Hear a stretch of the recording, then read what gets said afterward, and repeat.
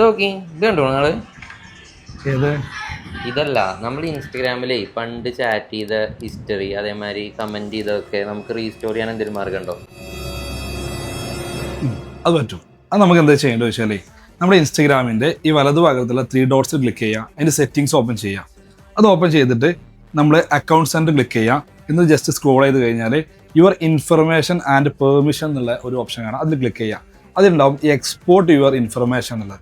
അത് just click ചെയ്ത് കഴിഞ്ഞാൽ നമ്മൾ ഒന്നുകൂടെ പാസ്വേഡും ഇമെയിൽ ഐ ഡിയും കൊടുത്തിട്ട് ഒന്നുകൂടെ ലോഗിൻ ചെയ്യേണ്ടി വരും.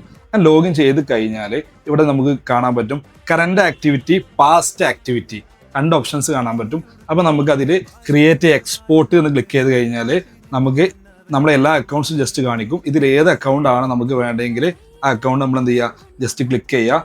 എന്നിട്ട് എക്സ്പോർട്ട് ടു ഡിവൈസ് എന്നുണ്ടാവും, എക്സ്പോർട്ട് ടു എക്സ്റ്റേണൽ സർവീസ് എന്നുണ്ടാവും. അപ്പോൾ നമുക്ക് ഡിവൈസ് എന്ന് പറഞ്ഞാൽ നമ്മുടെ ഫോണിലേക്ക് തന്നെ നമുക്ക് എന്ത് ചെയ്യാം, ഒരു XML ഫയലായിട്ടോ HTML ഫയലോ ആയിട്ടോ ഒന്നിച്ച് ഡൗൺലോഡ് ചെയ്തെടുക്കാം. അതല്ലെങ്കിൽ നമ്മൾ ഡ്രൈവിലേക്കോ മറ്റേതെങ്കിലും അനദർ ആപ്ലിക്കേഷനിലേക്ക് സേവ് കൊടുത്തു കഴിഞ്ഞാൽ നമുക്ക് എന്ത് ചെയ്യാം, അതിലേക്ക് എക്സ്പോർട്ടായിട്ട് കിട്ടും.